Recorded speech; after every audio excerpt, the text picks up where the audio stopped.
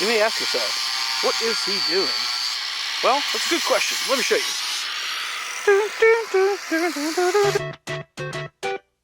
With the Mario Brothers and plumbing's a game. We're not like the others who get all the fame. If your sink is in trouble, you can call us on the double. We're faster than the others, you'll be hooked on the bus. On a Mk3 Supra, the rear hatch pieces bolt in. So if I can get this right. They bolt in right here, and this piece separates. So the Mk3 Supra has these little round ball things that bolt into right here, and then this piece sits over it, and the actual hatch shock got grease all over me. Anyway, it threads into the bottom of this piece. So when you replace the shocks, you unthread. Focus. So when you replace the shock, you unthread it from this piece. But the problem is, on that side, this piece broke off, and there was no easy way to take this bolt out. So we tried tapping it out. We tried welding a bolt to it. That didn't work out. And then we tried tapping it out, and we broke the tap inside the piece. So what we ended up having to do is cut that piece of metal out, and we put our own piece of metal in. And that's what Jacob was doing. He welded some, and then he was grinding down his welds to make it look pretty, because he and I are both very new at welding, and we're not very good at it. But as you can see, from here to here, we cut out, and he's welded in. And we got to weld this bottom lip and then grind it down. And then we're going to have some nut inserts come in, drill a hole, put a nut insert, and then be able to put a new one there. But yeah, that's what we're doing today. That's what Jacob's doing, is getting his welding gear on. Sir welds a lot. We take our safety very serious. Well, now we do, because we've had 2 days where Carl, I don't know if you can see, focus on my hand. See the little notch right there? I cut myself with the cutting wheel. Yeah. And then I cut a glove on this side with the index finger. It's like if OSHA was like, had a little sign, I'd be like, this place has 0 days since this last accident. So Today's day 0. yeah. So crossing fingers, no accidents. Being extra safe. We took a glove, cut out the middle finger, put the welding thing through. Yep. So that way our hand can go in here. Like a puppet. Yep. And touch the trigger. Yeah, because with those big thick gloves, we found that we couldn't feel the trigger that well, and we were having problems like clicking it. So we just made this little thing to like bypass it. Yep. So far it's been working. Yeah. And it's way better too, because I can actually feel like. You can feel the sensitivity on the trigger. Yeah. Yeah.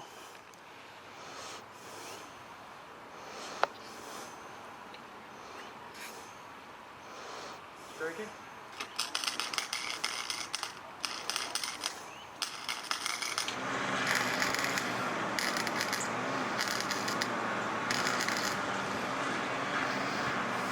I know that handle thing. It looks like it's a middle finger to welding. Like, oh yeah, look at that. Look, like the way the glove looks like a middle finger. It's just going through the middle finger of the glove. Since we're welding to thin metal, Jacob's only going in small bursts, just because the sheet metal on car is so much thinner. Even on the lowest amperage rating for the flux core welder, it has a tendency to burn through it. The metal we're using is a lot thicker, so we're using that to like keep the weld on while we like throw it onto like the sheet metal. If that makes any sense. Yeah. Start the weld on the thick piece, let it build, and then Yeah, flick it. and using the big piece to dissipate a lot of the heat.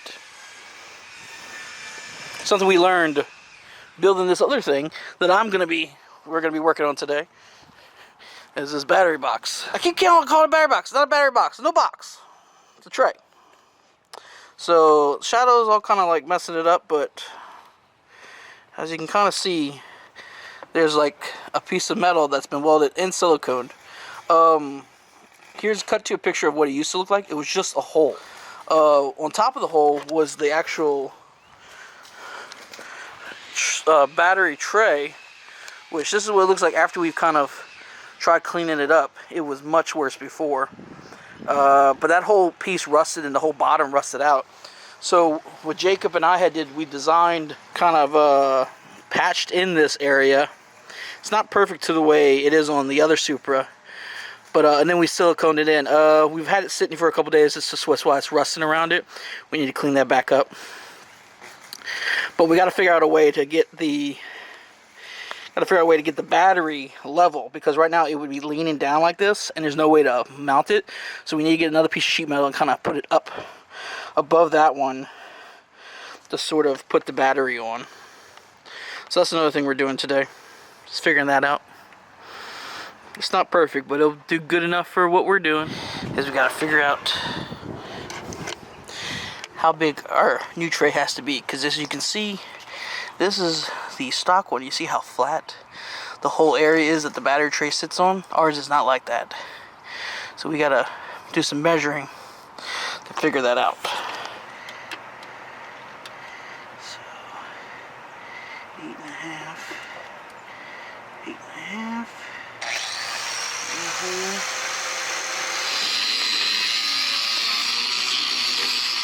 He's grinding down more of his welds. Like I said, we don't make very good welds, so we're kind of welding, then grinding down, then welding, then grinding down, so we can see what hasn't been welded, because we're using a flux core and we're not very good at this. We're still very new.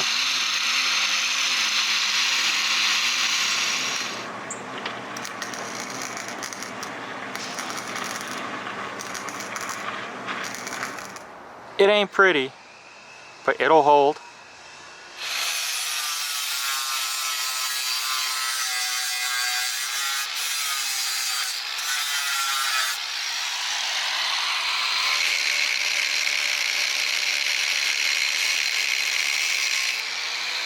Alright, go ahead, let's see how that fits. Basically, that's basically what we're doing. Yep. Alright, let's grind down the edge and then tack it in.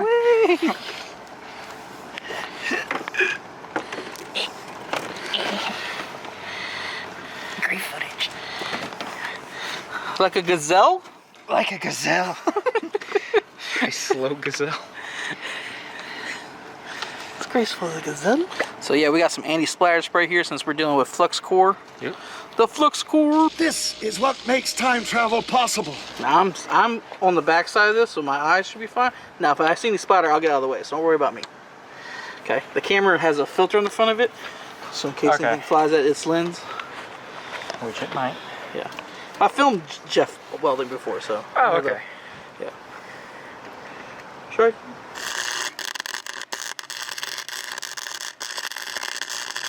And it's in. Okay. Oh shit. Now, where's the fire? do the fire? It's fire? Just smoke. Okay.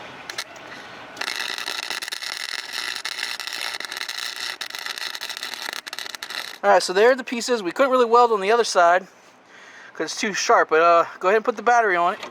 Drop it. Pick up and drop it. Do it again. That bitch ain't going nowhere. Oh, it's such a heavy battery. Alright, let's take the battery out. Yeah, so what Jacob's going to do now is do a little more tacking and just clean up those welds, and then we're going to paint it. So yeah, he's going to, if I can get this focus on here. Yeah, so he's just going to clean up those welds, and then we're going to spray it. Yep. Clean and spray. Yep. Is that battery heavy? Huh? Is that battery heavy? Yeah, it's heavy. Need to do some working out? Yes. I'm going to call Philip Bonamarito with the yellow Corolla. Yeah. He's going to get us in shape. Yeah, he needs to come in. He's going to whip us in shape. Carl, I thought you were just going to change your shirt. I did change the shirt. Well, what else is there? Today's lunch brought to you by Domino's. Color. So we've painted the surfaces in primer. Come back tomorrow and paint these black and finish the hatch. Yeah, ain't the most professional, but it's gonna get the job done. The next day. Alright, so we're here finishing up this shock mount. As you can see, it's been painted. And we've already replaced the other side, which is interesting because one shock will hold this whole thing up. But since we're going to be drilling on it, we might as well be a little safe and put one. Alright, now since we can't see exactly where we need to put the line, so Jacob, give me the tape measure. This is the old one, which we replaced. I'm going to measure it. 16, alright.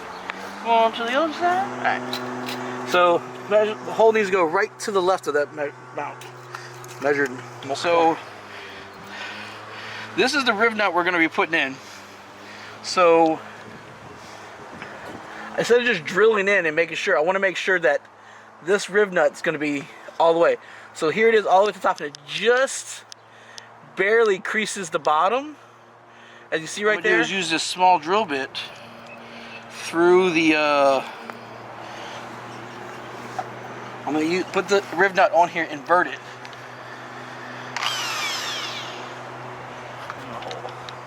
So revert it so I know where the line needs to be, and hopefully be center on this thing. That's what I'm kind of hoping for. And I'm just going to do a little like that, just enough to get a marker. So now I have a little indentation. Yeah, shit. Alright, we got the hole. It's a little too low, but whatever. It almost goes in all the way because there's what is in this channel, there's wiring. So if you push it in, it holds flush. But it's good enough. We just got to put our bolt on. Alright, so we got this riv nut with a bolt and a nut on it and a washer. So we're going to push this on. So the idea is that as we tighten, hold this with a wrench, and as we tighten, this part of the riv nut will collapse in on itself. That's what we're hoping for. Actually, I have an idea. Let's put this on here. Well, the other way. This way I can use the wrench, the boxed in wrench, to push against the metal as I'm tightening it, so I can have something to hold it flat. So, see how now this is holding it flat, so as I tighten it. Alright, Jacob's gonna have to put the camera down to help me out with this. Alright, so Carl messed up. Carl bought stainless steel riv nuts when we probably should have had some brass ones. So what we're going to do is we're going to tack weld the nut to this washer, then put it in and weld the washer to the car, and then take the bolt out and then put in the ball socket thing. So yeah, I totally effed up. We totally effed up on this, so we're going to see if we can just weld it and make it work. Jacob's over there welding one of them. Here's the practice one he just did. Let's see if I can get a focus on that. This is the practice one he did. So yeah, so come on, focus. Yeah, the welds aren't great on that one, but it was good enough to practice. So now he's got this one. So that one's a little more aggressive, I see.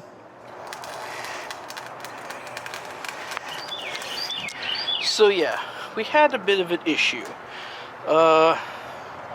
The stainless steel riv nut was stainless steel, and we couldn't get it to collapse on itself by just bolting it like most people can. I think it's because we had a stainless steel, and we probably should have had a brass or mild steel one. I think that's where the issue came in.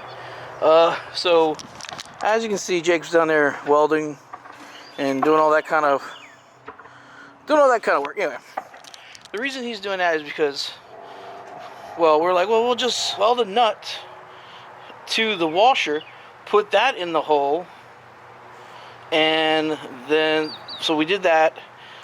Nut was a little too big, so we grinded it down, got it almost into the hole, so we'll just weld the washer. Hammered it. As soon as we hammered it, the piece of steel we had in place that we had blocked off broke inside. So we had to take it out, weld the nut to that small piece of metal, and now Jacob's welding it back in. All to fix this hatch. This great hatch from Joey Hemel. Not another drifter. Yes, you heard me. I'm calling him out. Gave us one with a janky ass little thing. Calling you out, Joey. Jacob just wants peace. Yeah. Peace in the Middle East. Peace in the Middle East. Yeah. That's it for today. Guess what, folks? I'm out of welding wire. That's how things go. That's how. That's. So we're gonna continue this video right after these messages. We'll be right back. Toyota makes a great impact on the car world. For 1988, Toyota introduces quality right down the line. Camry, Cressida, Tercel, Supra, Corolla, Celica, MR2. There's quality, and then there is Toyota quality. For 1988, who could ask for anything more?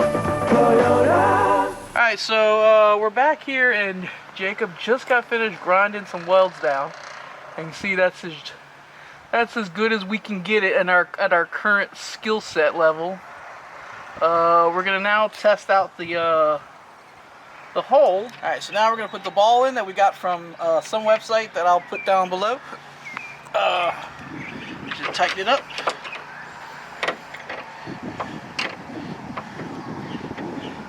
Doesn't need to be that tight because it's mostly taking this kind of load, like not in and out the bolt thread load. So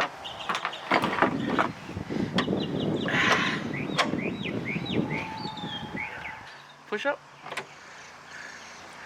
There's one there. Let go.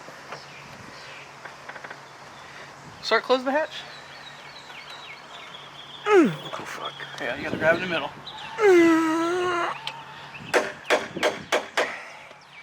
It's heavy. Yeah, it's on there. You can let go. Yeah, you saw how much he had to like grip it. Yeah, it's tough now to close it. Yeah. All right, so what we're gonna do now is bolt down these last little nuts underneath here. That I just kind of hand tightened, and then Jacob's gonna paint it. Yep. And that's gonna be it for this video. I know we started off where we were gonna do a steel nut insert. That went nowhere. But we tried. Hopefully anybody with a Mark III that has this kind of thing, like maybe you'll have a welder, or if you have someone local that can do welding, this would probably be the better solution. Cut it out. We were able to do it with the flux core, so someone at a machine shop or a welding shop should be able to do it, because they're going to say things like, oh, it's too thin, you can't do it, whatever, but it can be done.